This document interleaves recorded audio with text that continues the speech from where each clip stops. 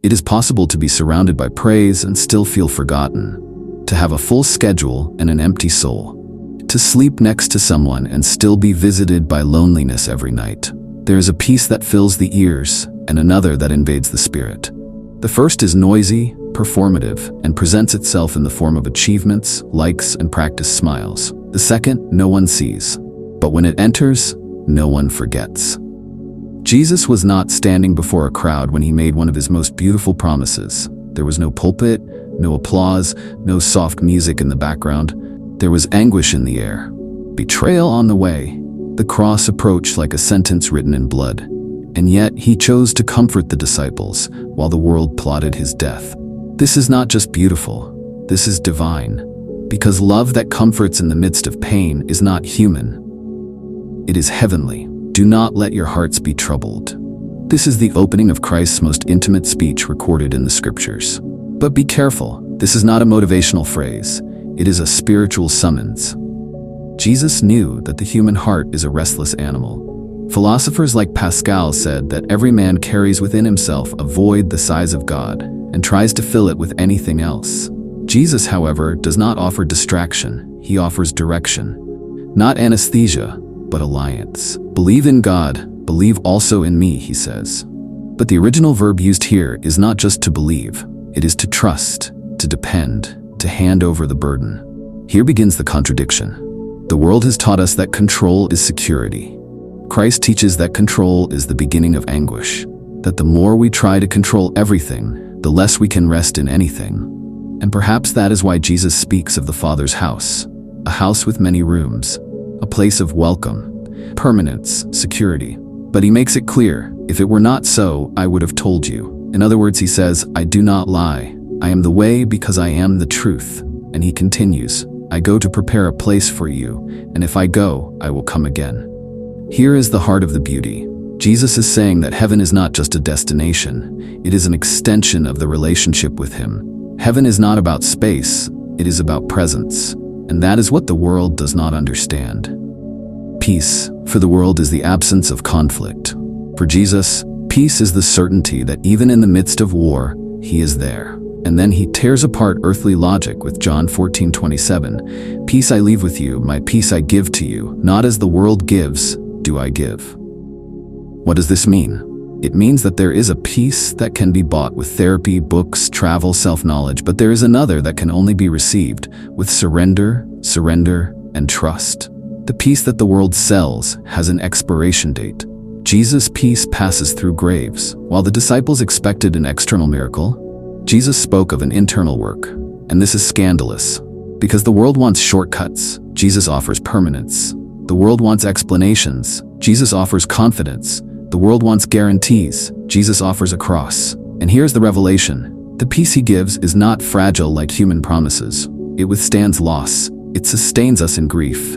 It makes us stronger in the midst of weakness. When he says, do not be afraid, it is not because the danger has disappeared. It is because his presence has become more real than fear itself. Jesus was going to the Father, but he would not abandon his disciples. He would leave the Spirit, the Comforter. Not a concept, not a psychological comfort, a divine being who would dwell within us.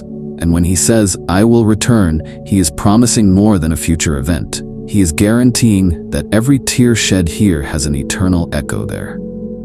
That no pain is wasted, that there is a dwelling place being built where weariness will no longer enter. This is not a fragile hope. This is an architecture of eternity. Perhaps the greatest error of our time is to confuse relief with peace. Many people seek the relief of a problem solved, but they do not know the peace of a surrendered soul. True peace is not the fruit of circumstances. It is the fruit of relationship. And here is the final point of this first dive. Jesus does not promise a world without wounds. He promises a heart that does not bleed in vain. He does not erase the weeping of the night, but he does promise that joy will come in the morning, and that, until then, the Spirit will sustain us. He does not spare us from the furnace, but enters it with us. And when all seems meaningless, there will still be a room prepared, an open door, a name engraved in eternity. But it is not enough to know that there is a room prepared. We must decide where to live until the promise is fulfilled. And this is where Jesus changes his tone. He goes from comfort to summons, from do not be troubled to abide in me. Because there's a huge difference between being comforted and being transformed. Many people come to Jesus seeking comfort. Few remain when that comfort requires pruning. And this is exactly how he presents himself in John 15. I am the true vine, and my Father is the vine dresser. He does not present himself as a therapist, but as a tree. Not as a distant leader, but as a root that carries everything. And this changes everything. Because by declaring himself as a vine, he does not invite us only to look at him, but to live by him. Remaining is an unpopular word in a world of turnover, where everything is temporary, disposable, liquid, as Zygmunt Bauman would say. Remaining has become a sign of weakness for some, of imprisonment for others. But in the kingdom, remaining is the greatest act of spiritual warfare. Jesus doesn't say be productive. He says, remain and you will bear fruit. And that's the key. Fruit is not a performance, it's a consequence. Only those who are rooted bear fruit. Only those who endure the time of pruning mature. And here is the contradiction that breaks modern arguments. Loving Jesus is not feeling something strong during worship. It is obeying even when heaven seems silent. It is following even when your soul groans. It is saying yes even when your heart wants to run away. Because those who love remain. And then he says something that few religious leaders would dare say. No longer do I call you servants, because a servant does not know what his master is doing. Instead, I have called you friends. But notice, this friendship is conditional. You are my friends if you do what I command. This is not a sentimental relationship, but one of mutual trust. Jesus does not want enthusiastic followers. He wants dependent branches. And that is confrontational, because we are taught that autonomy is maturity. But in the kingdom, maturity is continuous dependence. It is knowing that, far from him, all we do is wood, hay, and straw. Jesus calls us friends, not because we need to know everything, but because he has already revealed everything to us. The heart of the Father, the will of heaven, the way of the cross. The vine is not passive. It nourishes, sustains, generates life. But it also requires something, pruning. And here's the part that scares the most. The branch that bears fruit will be pruned. In other words, spiritual success does not exempt us from pain. It attracts even more divine intervention. Pruning hurts, but it reveals the intention of the farmer. More fruit, lasting fruit. So, if you are in the process of pruning, perhaps God is preparing you for a harvest season. And Jesus concludes with something that should resonate in every true disciple. You did not choose me. I chose you to bear fruit that will last. This is spiritual identity. You were chosen to remain, not to visit, to sustain, not just to show up, to bear fruit, even when no one is watching. In the end, it all comes down to love that endures. And love that endures is not passive. It moves toward obedience. It is not conditioned by what it feels, but grounded in what it knows. Jesus makes it clear, abide in my love and your joy will be complete. This is not an emotional promise. It is a heaven-given engineering. Only those who understand that the root is more important than appearance can find true joy. That pruning is part of the preparation. That obedience is the new pleasure. The world offers a love that grows cold. Jesus offers a love that bears fruit, that nourishes others.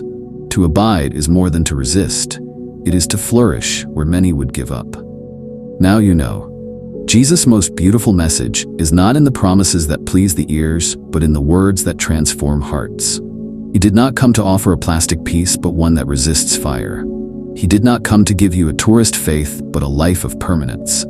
He does not call you to understand everything, but to trust even when nothing makes sense. And that is love. Love that consoles without deceiving. Love that demands without exploiting. Love that plants you in the vine so that the fruit is not only yours, but reaches others, nourishes others, transforms others. Maybe you are tired because you tried to flourish far from the root. Maybe you are dry because you exchanged permanence for performance. But today his invitation is simple and eternal. Remain in me. I will remain in you. Heaven is not just for later. It begins the moment you decide to stay. Decide this today. Stay, trust, bear fruit. And if this message touched your soul, do not let it die in silence. Comment, I choose to remain, send it to someone who needs to hear it, and come back here to witness what God is going to do. because whoever remains will never be the same.